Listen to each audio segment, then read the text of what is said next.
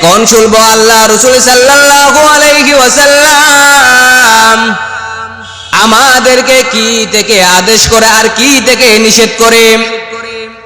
বুখারী শরীফের হাদিস 2465 নম্বর হাদিস। আল্লাহ রাসূল সাল্লাল্লাহু আলাইহি ওয়াসাল্লাম বলেন যে ইয়াকুম ওয়াল জুলুস আলা তুরুকাত,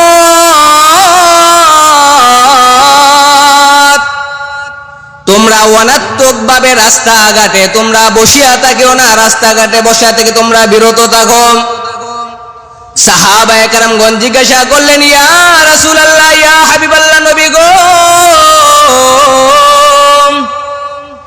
আমরা তো রাস্তার মধ্যে আমাদের সকল কাজ কর্ম আঞ্জাম দেই, আমরা রাস্তার মধ্যে আমাদের সকল কাজ করি,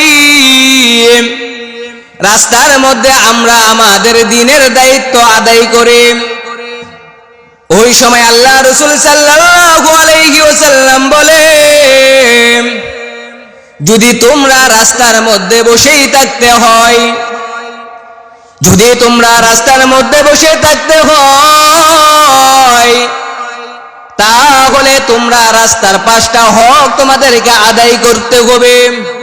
রাসূল বলেন, রাস্তায় বসে থাকবা, তাহলে বসে থাকো, তাহলে রাস্তার যে হকগুলো আছে এই হকগুলো তোমাদেরকে আদায় করতে হবে, তাহলে তোমরা রাস্তায় বসতে পারবে। আল্লাহ রাসূল সাল্লাল্লাহু আলাইহি ওয়াসাল্লাম বলেন, রাস্তার 1 নাম্বার হক হলো, যখন তোমরা রাস্তায় বসে থাকবা ওই সময় তোমাদের নজরকে নিচের দিকে রাখবা। রাস্তার মধ্যে যখন বসে থাকবা ওই সময় তোমরা তোমাদের দৃষ্টির হেফাজত করবা। রাস্তায় বসে থাকবা, পাশে দিয়ে কে যায় এই দিকে তাকাইবা না, কি নিয়ে যাইতেছে এই দিকে তাকানোর কোনো দরকার নাই। তোমরা রাস্তায় বসে থাকবা, তোমরা তোমাদের নজরের হেফাজত করবা, নিচের দিকে তাকিয়ে থাকবা। এটা হলো রাস্তার 1 নাম্বার হক। আল্লাহ রাসূল সাল্লাল্লাহু আলাইহি ওয়াসাল্লাম বলেন, 2 নাম্বার রাস্তার হক হলো, যখন তোমরা রাস্তায় বসে থাকবা ওই সময় তোমরা রাস্তার মধ্যে বসে থাকা অবস্থায় মানুষদেরকে তোমরা কষ্ট দিবা না, মানুষদেরকে কষ্ট দেওয়া থেকে তোমরা বিরত থাকবা। 3 নাম্বার রাস্তার হক হলো, যখন তোমরা রাস্তার মধ্যে বসে থাকবা ওই সময় যখন তোমাদের কেউ সালাম দিবে তোমরা সালামের উত্তর দিবা। 4 নাম্বার হলো, যখন তোমরা রাস্তায় বসে থাকবা ওই সময় তোমরা সৎ কাজের আদেশ করবা, আর যখন অসৎ কাজ থেকে নিষেধ করবা।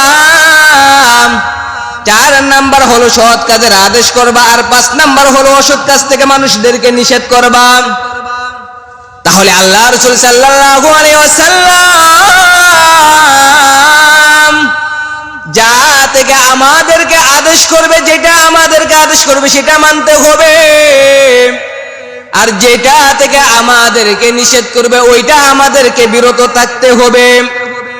তাহলে এখন দেখবো আল্লাহ রাসূল সাল্লাল্লাহু আলাইহি ওয়াসাল্লাম আমাদেরকে কি কাজ থেকে বিরত রাখে, কি কাজ থেকে আমাদেরকে নিষেধ করে।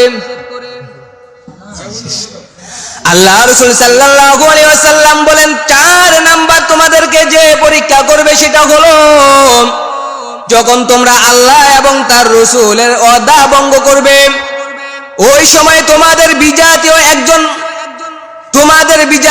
একজন মুসলিম শাসককে, একজন বিধর্মী শাসককে তোমাদের উপর ক্ষমতাসীন বানিয়ে দিবে। ওই সকল লোকেরা তোমাদের সকল ধন সম্পদ হাতিয়ে নিয়ে যাবে।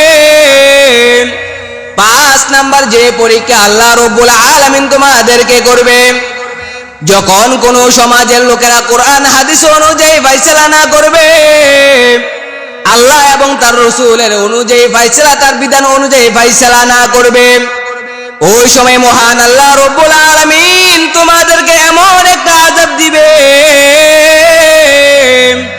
সেটা হলো তোমাদের নিজেদের